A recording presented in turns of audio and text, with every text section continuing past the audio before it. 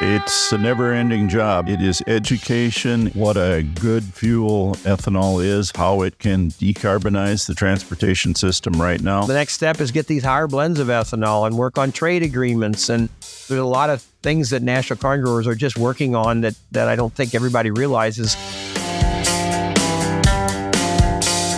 Hello and welcome to the Cobcast, Inside the Grind with the National Corn Growers Association. This is where leaders, growers, and stakeholders in the corn industry can turn for big picture conversations about the state of the industry and its future. From the fields of the Corn Belt to the DC Beltway, we're making sure the growers who feed America have a say in the issues that are important to them, with key leaders who are shaping the future of agriculture. So make sure you're following this show in your favorite podcast app and sign up for the National Corn Growers Association newsletter at ncga.com. I'm Dusty Weiss, and today we are joined by a couple of the member growers who lead the National Corn Growers Association.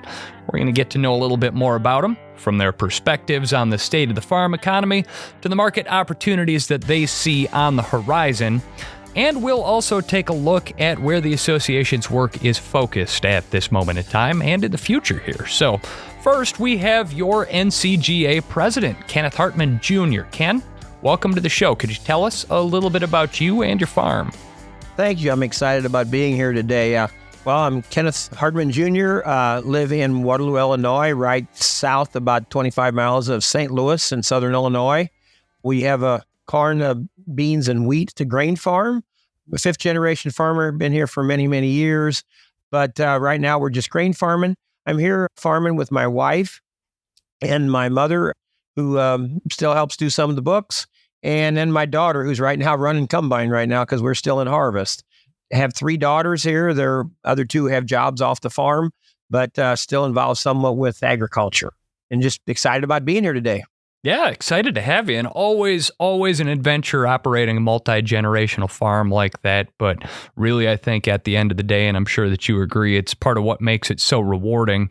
Certainly someone who I think is going to agree with that sentiment is NCGA chairman, former outgoing president of the National Corn Growers Association, Harold Wolle. Harold, want to get to know you a little bit more as well and learn about your operation up there in Minnesota. Certainly, Dusty. We farm in south central Minnesota, growing corn and soybeans. You know, the farm has transitioned over my career. Started out, we had hogs and cattle on the farm. I have transitioned to corn and soybeans. I also have transitioned the farming operation to my son, Matthew. He is the sixth generation farmer. So, great-great-great-grandpa purchased the first farm from the railroad back in 1883. So just a little over 140 years that farm has been in our family. Very proud of that. That's one of the factors for sustainable farms, I think, is longevity on the land. Excited to be here as well today. 6 generations on the farm. That's just incredible. And at that point, it's not just an occupation, it's a way of life. And that's what makes it so special, what we do here. And honestly, at the end of the day, that's what we're all working to preserve, is that ability for families to continue to have these multi-generational opportunities. For both of you, probably, it's a big part of why you got involved in NCGA leadership as well, is to go out and leave the industry better than you found it, leave it in good shape for the next generation. So as you think about the next decade or so, what are some of the biggest things that need to change so that that next generation of growers, your son Harold and your daughters Ken, can be successful at what they do? Well, I think the big thing we need to do is right now we have issues right now with corn prices being low. We need to work on creating demand. It's a big push to create demand. Some of them areas, obviously, is foreign markets. 15% of our grain goes to exports. So that's a big piece of the pie as I would look at this. We also need to take full advantage of all the other ways that corn is being used. Ethanol is huge right now. That's a big part of our market. And then also working on new uses and obviously working with the cattle industry. But, when you think about ethanol as used for cars, and now we're even talking about using for jets, basically anything that's made from a petroleum product can actually be made from corn, and it's environmentally friendly. Absolutely. Demand is center focus. We need to balance our production with the demand for our products if we're going to have a price that allows us to be sustainable. And one of those areas is trade, as Kenny mentioned. Free trade agreements work. There's no doubt about it. And we have not had a new free trade agreement negotiated in quite some time. I know there's a few that are being negotiated now, a free trade agreement with Kenya and with the United Kingdom. So there's the potential here, and we need to realize the potential of those trade agreements. So a lot of work needs to be done there. They're very complicated, but a rules-based system of trade is very important as we move forward. We had a conversation a couple of months back with our advocacy team, and one of the things that they drove home, and I certainly think it's worth talking about with just a few days to go until the election here, is the fact that there's no better time to get in your politicians' ears than when they're asking to have their job back. This is a great time to reach out to your local elected officials and your national elected officials and let them know that you think that international trade needs to be a priority here and that we need to focus on building demand for that corn. How have you two been active in that process here in your role with the NCGA? Well, we've been very, very active, talking to our politicians, talking to the Biden administration about how important trade agreements are. And obviously, we're looking at going to have a new administration here on either side. We don't know what that's going to happen yet, but we're a bipartisan organization. So we want to keep pushing and explaining to them how important trade agreements are and how important trade is for us. Some of the things we've also worked on is import tariffs we're concerned with. There's been some issues with import tariffs coming in with fertilizer and chemicals. And right now, with the way corn prices are and agriculture is in kind of a low area, we need to keep those input costs low. So whatever we can, we need to keep that going. Obviously, the other things we've been working on is we partnership with the U.S. Grains Council. They're our arm when it comes to working overseas with exports, but they're not the lobbying organization. We're the ones to lobby for trade agreements. We're the ones that basically have to be in D.C. to work on getting some of this done, especially when it comes to, we're trying to get a farm bill, which one of our priorities in that farm bill is MAP and FMD. That's market access programs and market development programs. So we're looking at that, doubling that in that farm bill. So that's very important. And there's just a lot of things that National Corn Growers have been working on the fronts of exporting corn and also on the fronts of exporting DDGs and ethanol. Harold, you've been taking point on this for a while now, trying to get this message out to the people that need to hear it. What's working? What's not? What's been frustrating? What's been rewarding? Well, I think, Dusty, you hit the nail on the head when you advised us to contact our leaders during this pre-election period. And I just wanted to comment that I was able to have my senator, Amy Klobuchar, come out to the farm and ride around in the combine with me. So no kidding. It was an excellent opportunity to have a discussion about a variety of farm policy issues, including trade and ethanol and the demand for corn. With her, she is in line to, depending upon who has the majority in the Senate, either be the chairwoman of the Senate Ag Committee or the ranking member. So, a lot depends on the election this fall as to who the important folks are going to be that can help us achieve our policy objectives. What's working? Well, our U.S. Trade Representative's office is very important for corn growers as we talk about trade. And we've developed a relationship with the Chief Ag Negotiator, Doug McCaleb. He came to one of our conferences and spoke and answered questions and had a very good discussion with him so that he realizes the importance of trade to corn farmers. I think that's very important as well. And I don't know that everyone knows the extent that the U.S. Trade Representative's office works for our nation in developing trade throughout the world. So I'm glad we had the opportunity to visit with Doug a couple different times, and he certainly is an important person for us. Well, now, Harold, I want to hear a little bit more about Senator Klobuchar's visit because, first and foremost, 6 generations in business out there in Minnesota. Is that the first time that a U.S. senator stepped foot on your soil?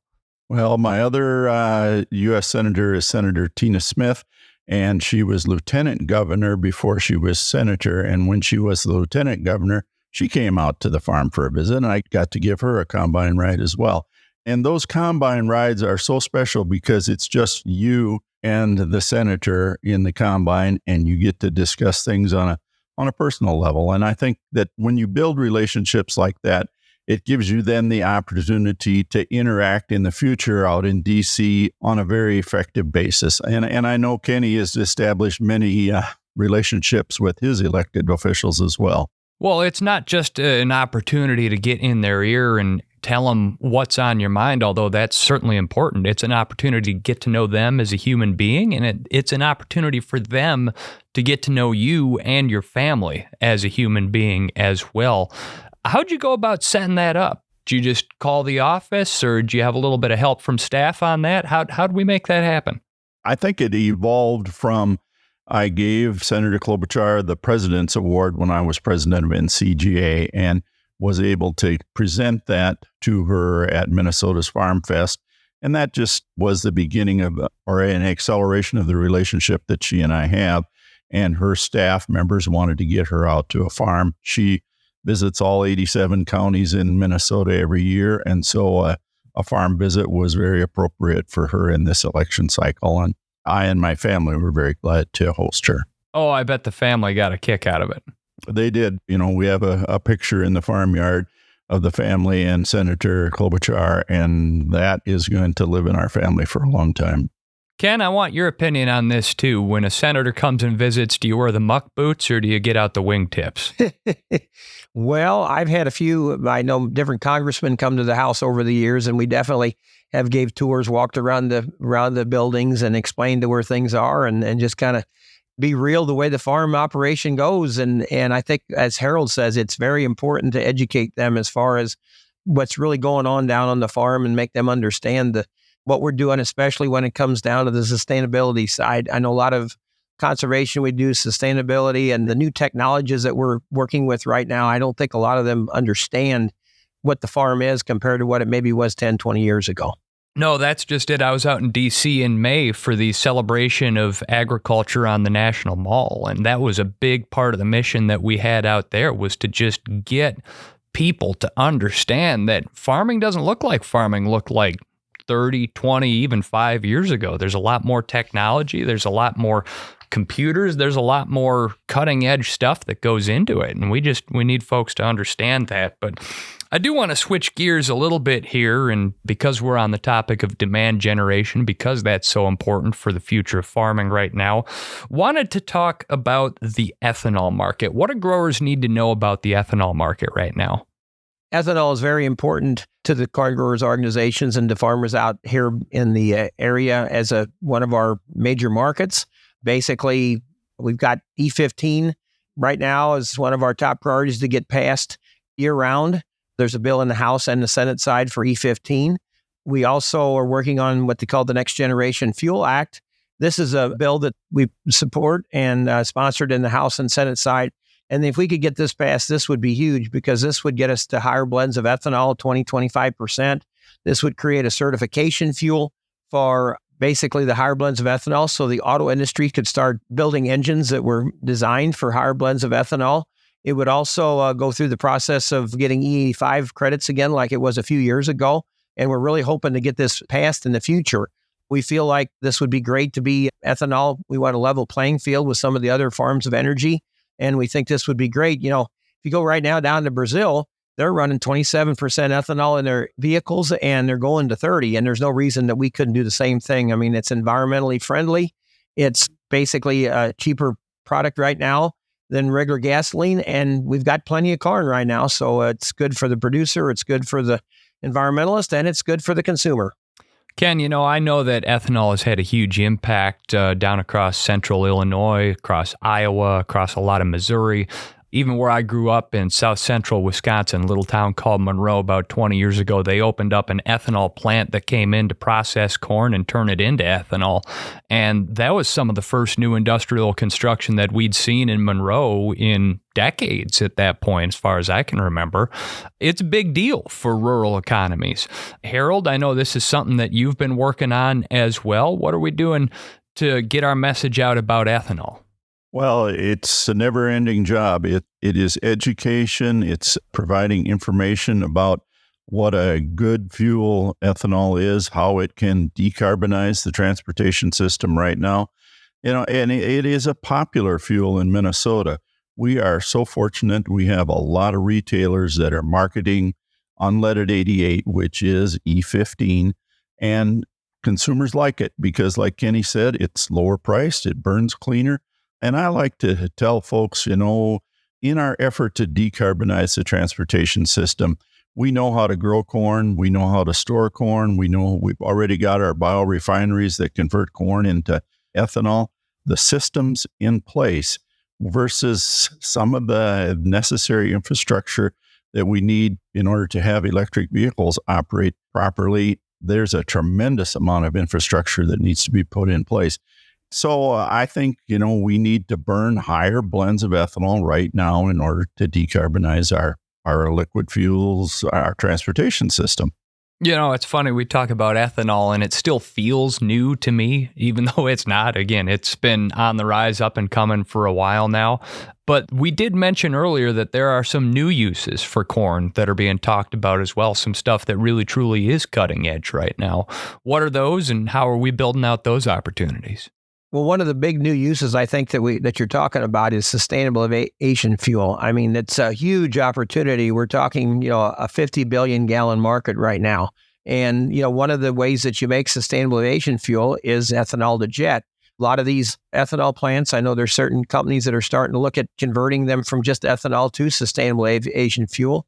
I know I just had a woman from Boeing came to the farm here this fall, and we were talking about how Boeing is really excited about basically using corn for sustainable aviation fuel because they're looking at the environmental sustainability side. They're looking for, working on, the lower CI scores, which we're doing when it comes to the no-till, the cover crops, the different technologies that have came about. They're really excited. In fact, her comment was that right now, from what I understand, you can basically, it's a 50% SAF with current fuels we're doing. But she says down the pipeline, down the road, it could be 100%. And it gets to that point, we're talking about 100 million gallon market. So there's plenty of room for everybody for this market. I mean, it just kind of makes sense when you think about it. I was talking about this the other week with my brother-in-law, who is an engineer and gets really excited about this kind of stuff. And he pointed out the fact that you're never going to make an airplane that is electric because it turns out that lithium batteries are really, really heavy. And putting heavy things on airplanes is not a great way to build an airplane, it turns out. And so I think that there's a huge opportunity here going forward. What do you think, Harold? Absolutely a huge opportunity. We need to have everybody on board. The consumers need to realize that there's a need to decarbonize that air transportation system as well. It's going to cost some more money, so it's going to be a combination of some tax credits. The current administration has proposed some 45Z tax credits that would help the sustainable aviation fuel be more affordable. That's very important. We need to get the parameters around that tax credit identified and let farmers know so that they can meet the requirements to produce the corn that would qualify when it is converted to ethanol for a low carbon sustainable aviation fuel. Harold, as we wind down here, you just handed off the baton to Ken after your term as president. We talked earlier about leaving the industry better than you found it. And as you look back, I want to give you a chance to brag on what you've done here because it's a hard job. You work real hard. You work real hard on the farm, and then you're spending half your time on the plane to and from D.C. here. So as you look back, what are some of the things that you're proudest of having worked on as president of the corn growers? Well, advocating for corn growers across the nation, there are a number of policy issues. We've been talking mostly about demand here, but there's a bunch of other issues in our arena as well. Endangered Species Act regulations comes to mind. The Farm Bill, we've known for some time that 2018 Farm Bill expired at the end of 2023. Here we are into 2024, and we don't have a farm bill done yet. We're very hopeful that that's going to happen in this lame duck session. No guarantees there, though, either. I think how the election plays out and who has control of the House and the Senate, and of course the presidency, are all going to make a difference on what policy issues get through Congress in this lame duck session. But a fully reauthorized 5-year farm bill is something that we've been advocating for. I've certainly been a part of that, proud to have worked on that. And we need something steady. We need something reliable. We need something that growers can count on, because they're not just fixated on next year. They're fixated on the next decade. And I think that's probably one of the big takeaways that's always really impressed me about the Corn Growers Association, is the fact that it's an organization that's not just hung up on next year. They're looking a generation ahead. So with that, when you get back to Minnesota after having been away on NCGA duties, what do you tell your neighbors about the experience, Harold? What do you want them to know about the work that we're doing out there? Well, that it's important work and that it does make a difference to them and their operations. The issues that are in front of us that society looks at, sustainability, reducing the carbon footprint of agriculture, these are important topics. And I want all of the corn growers in Minnesota to know that I've been very committed to advocating for on their behalf on a variety of issues, including those I just mentioned. Ken, what about you? You've been working with Harold on NCGA leadership for a few years here now, probably known each other a bit longer than that. What do you appreciate about his leadership and his stewardship now as you take the reins as president? Well, Harold's done such a good job when it comes to advocacy. I know he's been in D.C. a lot. I know he's testified in front of Congress working on the Farm Bill and some of these areas. I mean, it's always a challenge, but you got to be strong. And Harold's been out there, out front, standing up for American agriculture and the corn growers and looking at National Corn Growers as very much of a grassroots organization. And I know Harold's really supported that and pushed that. And it gets frustrating sometimes because you work so hard like a Farm Bill, but at the same time, it just takes time. It's going up the ladder one rung at a time. And I know Harold's been doing that and done a great job at it. So I'm hoping that I can follow through and we can get some things done here. And I mean, it's just like Harold talks about right now. I mean, right now, our big lame duck issues is we need to get E15 year round throughout the whole United States. It's frustrating for me because I look at, how environmentally friendly can we be with, ethanol is compared to any other product. We keep talking about having the level playing field, getting that E15 done. And then you go back to the Farm Bill. I know we've kicked the can down the road here for a year now. It might get kicked down for another year. Oh, we haven't kicked it, Ken. They have kicked it down. Our Washington, D.C. folks, yes, I agree. We need to put them on the spot and we need to get them to get this finished here because, the economy has changed a lot from 2018 to today. And we need some of the priorities of National Corn Growers is the fact that, crop insurance, when we've looked at the inflation factors we've dealt with, we need support for crop insurance at the higher levels. We need the MAP and FMD for exports. You need these programs that are in the Farm Bill just to help support us. So I'm really excited about the next year and hopefully we can get some things done. And hopefully the next step is get these higher blends of ethanol and work on trade agreements. And there's a lot of things that National Corn Growers are just working on that I don't think everybody realizes how many things we've done over the years. Yeah, we tend to get caught up in the things that are frustrating, the things that seem stuck. We focus a lot on the to-do list, but there's a lot of stuff that's gotten done as well. And we certainly started this conversation about the next generation and setting them up for success. And so, Ken, as you're talking to your daughters about the future of growing corn in this country, what do you say to give them hope? What do they have to feel good about, do you think? Well, when you look at, I'm happy my daughter came back to the farm after college. We're looking at the technology that's coming forth with precision agriculture. The efficiencies we're doing with fertilizer, a lot of the biotech products that we're using today. If you look at trend line yields are going up about 2 bushel a year. That's why we need the markets to do that, to basically sell that product so we keep that price up. So there's just a lot of positives on the farm too.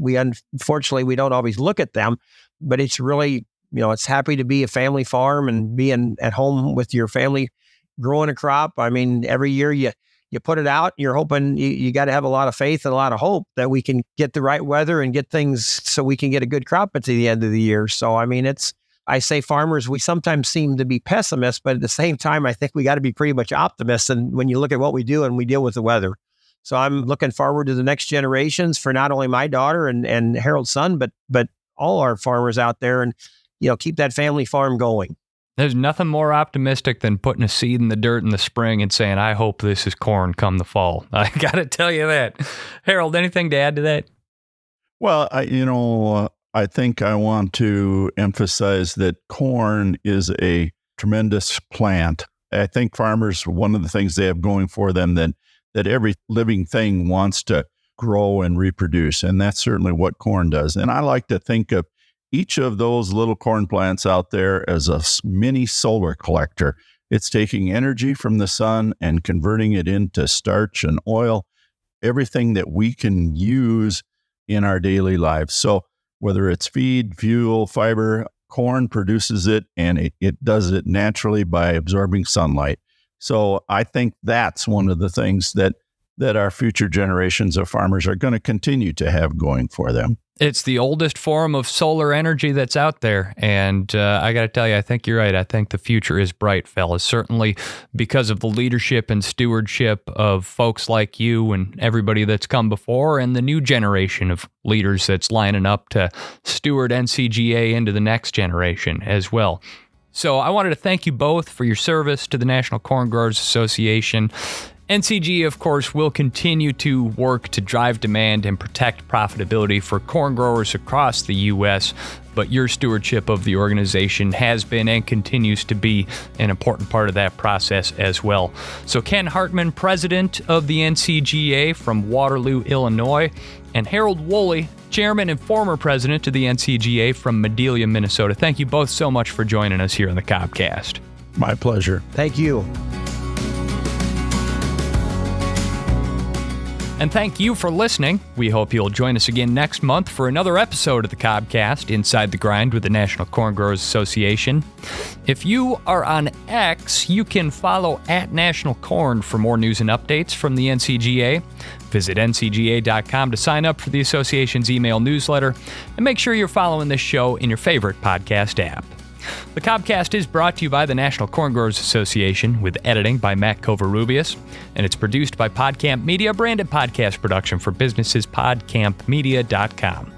For the National Corn Growers Association, I'm Dusty Weiss.